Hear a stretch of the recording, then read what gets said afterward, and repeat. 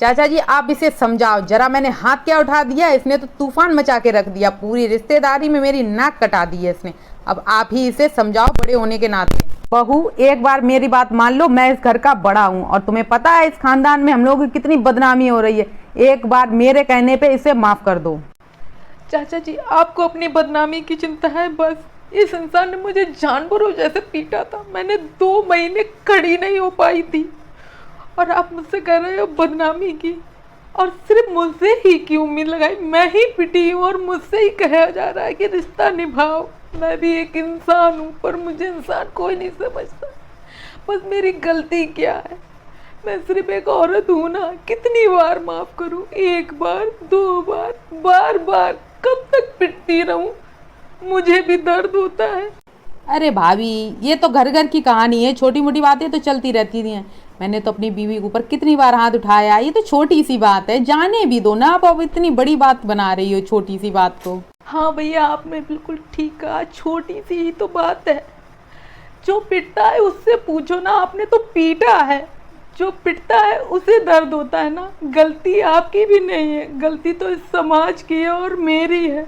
जहाँ मैं एक औरत बन के जन्म लिया है, जहाँ पिटती भी औरत है और गलती भी औरत की है। सब मुझे समझा रहे रिश्ता निभाओ। कभी किसी ने इनसे कहा है तुमने हाथ क्यों उठाया?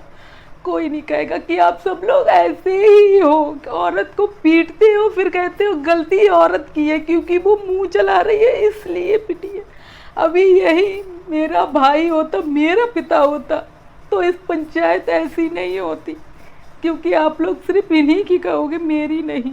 बहू तुम कैसी पढ़ी लिखी हो, मैं तुमसे उतनी देर से समझा रहा हूँ कि इसे माफ कर दो, कि तुम हो कि मेरी बात मानती ही नहीं हो और न सुनना चाहती हो। मैं इस घर का बड़ा हूँ। अगर चाचा जी आप बड़े हो मुझे समझाने के लिए, तो आप अपने भतीजे के ऊपर हाथ उठाइए और उससे कहिए कि तूने अपनी बीवी के ऊपर हाथ क्यों उठाया। औरत के ऊपर हाथ उठाना गलत होता है। वो तुम क्या कह रही हो? मैं उसके ऊपर कैसे हाथ उठा सकता हूँ? वो अब बच्चा नहीं है, वो जवान भी हो चुका और उसकी शादी भी हो चुकी है। अगर चाचा जी आप बड़े हो गए अपने भतीजे के ऊपर हाथ नहीं उठा सकते, तो आप कैसे कह सकते हो मुझसे कि मैं इसके साथ रहूं और इसकी मार खाऊं?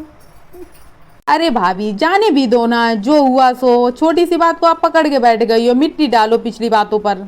भैया आपके लिए तो जाने दो ना, क्योंकि कोई बड़ी बात नहीं है। क्योंकि जो हाथ उठाता है उसे कभी पता नहीं चलता है, जो पिटता है उसे ही पता चलता है कि दर्द क्या होता है। और अब ये पंचायत तभी होगी जब आप अपनी बीवी को लेके आओगे और चाचा जी आप चाची को लेके आओगे, तब पता चलेगा कि पंचायत होती क्या है। आदमियों के लिए तो औरत ही गलत होती है, पिटेगी भी तब भी गलत औरत ही होती है, आदमी नहीं होता है।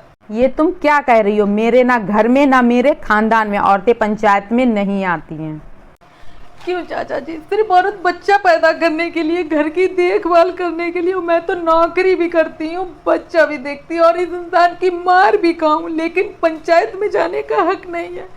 तो फिर इस पंचायत में मैं क्या कर रही हूँ? मैं सिर्फ पंचायत में यहाँ सिर्फ इसलिए हूँ क्योंकि इस पंचायत में मेरा आदमी मुझे लेके आया है।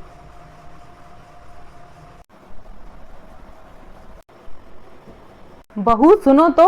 और मैं आप लोगों से कुछ नहीं कहना चाहती हूँ, क्योंकि ये वही देश है जहाँ रामायण और महाभारत के लिए औरत को दोषी माना गया था। किसी ने ये नहीं कहा औरत का सम्मान करो, सबने उन्हें ही दोषी माना। ये वही देश है। तो मैं कैसे उम्मीद कर सकती हूँ आप सब आदमियों से कि कोई मेरे लिए कुछ कहेगा? सब यही कहेंगे तुम निभाओ, पीटी तो दिया है, कोई बड़ी बात नहीं है। बहू तुम इसी जिद पे अड़ी हो, तुम किसी की बात सुनना ही नहीं चाहती हो। अरे भाभी आप भी, तूने किसी की सुननी तो है नहीं। और मैं आप सब लोगों से ये कहना चाहती हूँ, मेरे माँ बाप ने मुझे इस लायक बनाया कि मैं 2 रोटी कमा के खा सकूँ, तो मैं आत्मनिर्भर हूँ। मैं अब किसी की मार ना खाऊंगी ना सहूंगी और ये पंचायत मैं खुद खत्म करती हूँ। मैंने किसी को नहीं बुलाया इस पंचायत में। जब मैं पिट रही थी तब सब लोग कहाँ थे? तब किसी ने नहीं देखा कि मैं क्यों पिट रही हूँ, मुझे क्यों मारा जा रहा। जब मैं 2 महीने बिस्तर पे थी तब कोई नहीं आया। फिर आप लोग किस हक से पंचायत करने आए हैं मुझे और समझाने के लिए आए? आप लोगों का कोई हक नहीं है। मैं ये पंचायत खत्म कर रही हूँ। मैं खुद आत्मनिर्भर हूँ, अपने ऊपर हूँ और मुझे किसी आदमी की ज़रूरत नहीं है।